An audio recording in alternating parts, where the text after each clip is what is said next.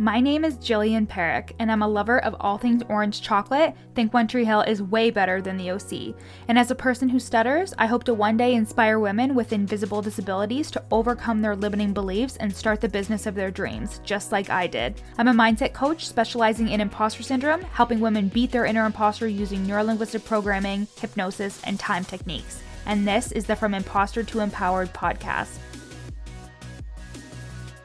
This podcast is for you if you're an entrepreneurial woman trying to navigate the online space with a lot of passion and a lot of uncertainty. If you feel like your ideas are unoriginal, that your message isn't necessary or important, or like you're a complete and total fraud, then you've come to the right place. This podcast will take you from imposter to empowered with ninja-like brain hacks, easy to implement strategies, and uplifting real talk to make you feel like everything you want is in reach. Let's get started, girlfriend.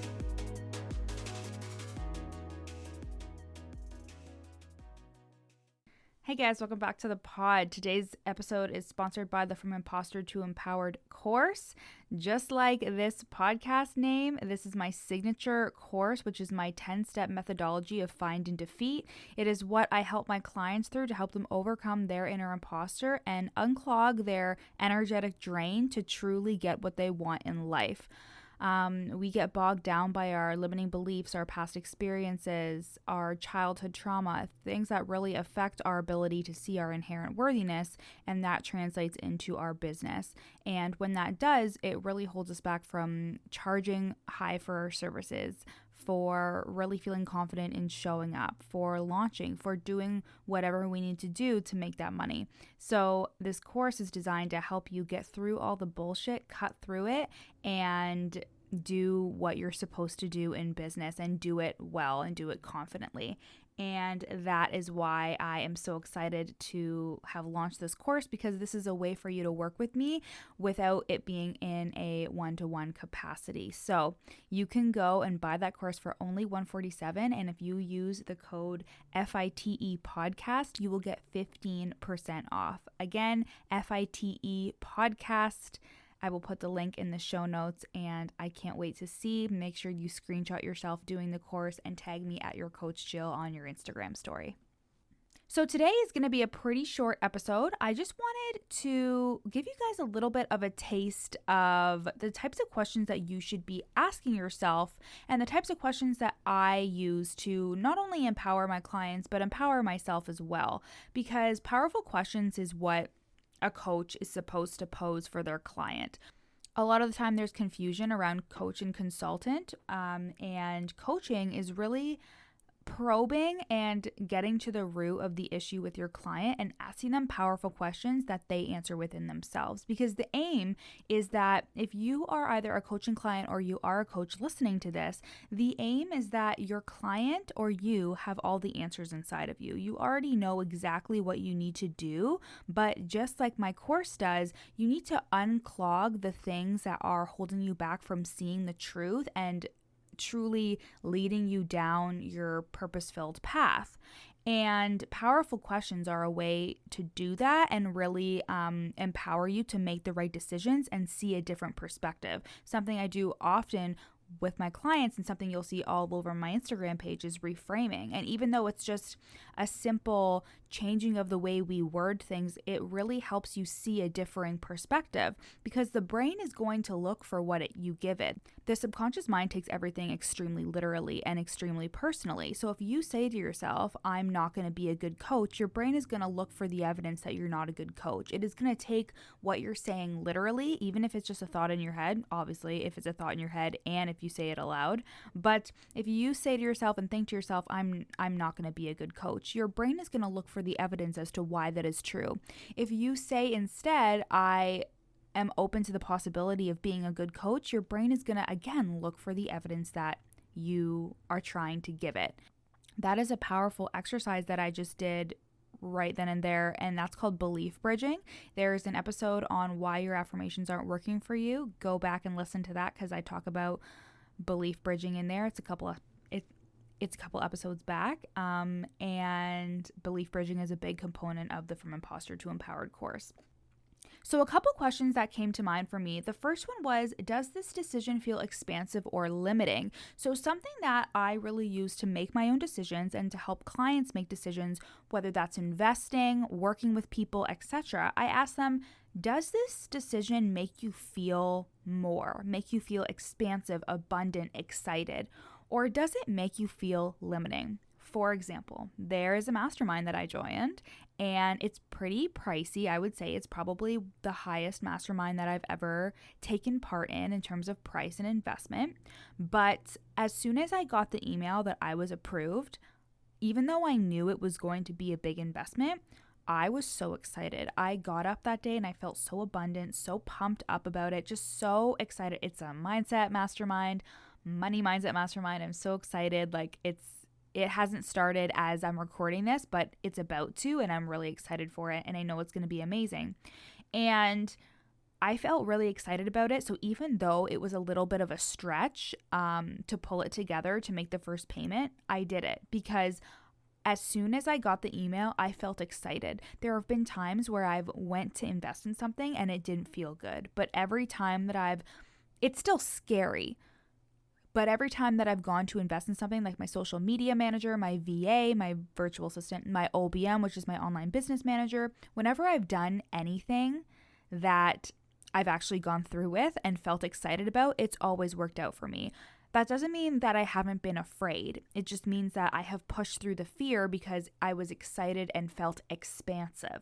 But when something feels limiting, like if you get on a discovery call with somebody or a sales call with somebody and they're really negative and you don't know if you can help them and it's making you feel really small and limited, but they're like, oh yeah, like I'm interested in still working with you. Is that a good choice? And this is where I really want you to use your gut and use your intuition. Does it make you feel small and limited to work with this client? Or does it make you feel expansive and excited to work with this client, even though like you're a little bit scared? Because I mean, it's scary taking on clients. It's scary doing work for somebody and not knowing if they're gonna be happy with it, right? So definitely something that I would encourage you to ask yourself whenever you're making any type of decision is, does this decision feel expansive or feel limiting? And again, you have to get really in tune with your body and tune into the types of feelings that you may feel, the emotions that you have. And a lot of us aren't trained to do this in terms of checking in with your body. I know it's something that I've had to learn to do because I was always like a very heady person. And by heady, I mean very logical in my head thinking, where I deliberately used to go against my gut feelings and do things because I was like, well, logically, this makes sense. But when you ignore your intuition, you're ignoring that nudge that is saying like something doesn't sit right here. Now, of course, if you're denying absolutely everything and just going off of like emotion in terms of, oh, this is how I feel right this second, so I'm not going to do it, you also have to give yourself time. So I gave myself a couple of days, even though I felt really excited, I gave myself a couple of days and thought, is this a decision I want to make? And the answer was yes. If you sleep on it, if you give it just like a little bit of time, that's great. You don't have to take like a fucking week or 2 weeks or a month or anything to make a decision, but be choosy with what you do and what you invest in, and listen to your intuition, give it time, and really come from a place of, does this make me feel excited or does this make me feel like I'm not going to be able to accomplish what I want? That's where I come from with basically everything when it comes to investing. Is this person going to be able to get me to where I want to be? Because again, we're not afraid. We're not afraid of the investment. We're afraid of the ROI. So when we're afraid of the return on investment and that we're not going to make it back. And that's something really important. The trucks outside my house today are just ridiculous. So that's how I usually make decisions when it comes to investing. Also, obviously, like the logical part of it, that's always the case. Like, can I afford this? Can this go into my expenses?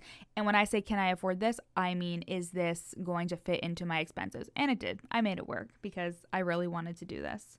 The next question that I wanted to leave you with was, does this thought or action feed my higher self or my inner imposter? So if you've worked with me before, you know that I differentiate between inner imposter and your higher self. So these are two different entities in which your inner imposter is that critical, negative Nancy in your head, and the higher self is something that you are trying to reach at all times. that you are trying to embody, trying to be, so you can step into that next level identity. And this is what I do as well when I invest, is I ask myself, would 6-figure, 7-figure Jill invest in this? And it doesn't necessarily have to be 6-figure or 7-figure you. It can literally be, does the next level version of me do this? Does the next level version of me think that this is a good investment and like is so happy that she invested in this? I invested in a mastermind last year too, and it was a stretch for me then. And when I invested, I was like, oh my God, it's really hard. I don't know how I'm going to make this work. I had to take out a credit card and everything. And when I invested, now 8 months, 9 months later, I'm so grateful that I did. It changed like so many things for me. But at the moment, it felt like, oh my God, like this is really scary. Like, I don't know if I should do it. But next level me invested in it. And that's what I did.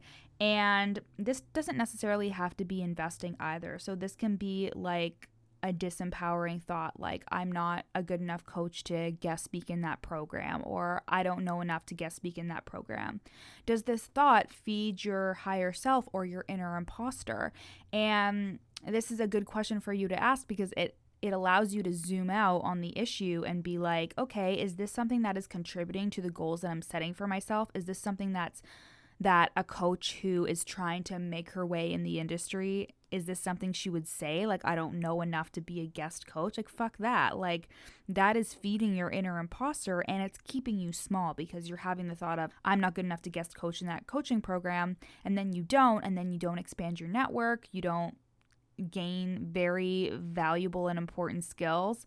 So definitely something to think about when it comes to whenever you're making a decision, whenever you're taking an action, or whenever you're having these disempowering thoughts. And a lot of the time this is feeding my inner imposter. So you can reframe it and think, how can this feed my higher self? How can I learn a lesson from this? If you work with me, or if you've seen on my Instagram or in my courses or anything, then you'll know that I use the rejection template all the time, because the rejection template allows us to step outside of the experience at hand and allows us to see things from a different perspective, and allows us to actually learn from the experience that we're having. So when you can always learn something from a negative experience or a negative thought, you really can't lose. So when you ask yourself, does this thought or action or decision feed my higher self or my inner imposter, it really gets you to take that third party perspective and thinking that,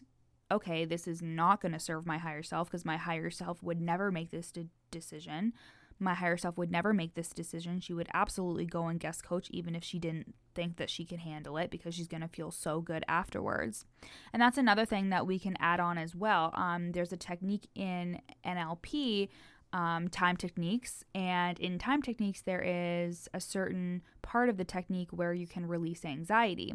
And it's basically releasing anxiety is going back on your timeline. And it's this whole like technique, but you go 15 minutes past what you would be feeling. So you actually go in your mind's eye 15 minutes past the experience that you are anxious about, or the thing that you are anxious about. Not only does this have you think about what you're actually afraid of, which really helps you like get to the root of it, but it also has you move past the feelings that you're in right now. And when we're really in the emotions, the anxiety, sadness, anger, whatever it is, right then and there, it can really cloud our judgment and cloud our decision-making skills and cloud how we think about things. So those are your questions that I wanted to pose for you today. I thought of some empowering ones. And of course, when I come up with other ones that I use with my clients all the time, I'll bring them up on the pod. So does this decision feel expansive or limiting? And the second question is, does this thought feed my higher self or my inner imposter? Hope you guys loved this episode. Don't forget to use FITE podcast for 15% off the From Imposter to Empowered course. And I will talk to you guys next week. Thanks so much for listening to the From Imposter to Empowered podcast with me, Jillian Perrick. If you loved this episode, take a screenshot and share it on your Instagram story. And don't forget to tag me at Your Coach Jill. Of course, I'd love for you to rate the podcast 5 stars and leave a review. And if you screenshot your review and send it to me at Your Coach Jill on Instagram, I'll send you a free gift. At the very least, make sure you follow me on Instagram, again at Your Coach Jill, for tons of free content, strategies, and inspo. See you next time.